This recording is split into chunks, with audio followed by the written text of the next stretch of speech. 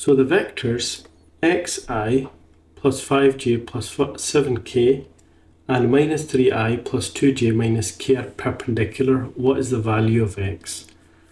Now, the property that you need to be aware of, that if there's two vectors, let's call them u and v, if they're perpendicular, then their dot product is equal to 0, or the scalar product.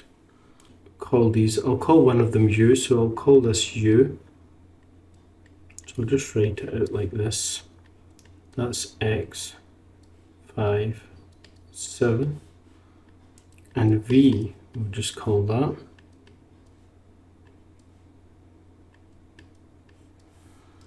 So u dot v, so that would be x times minus 3. That'll give me minus 3x, 5 times 2 plus 7 times minus 1,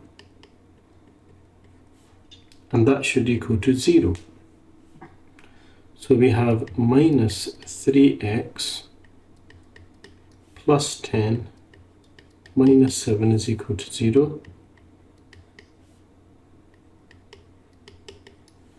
So negative 3x, take the 3 to the other side, that becomes a negative 3.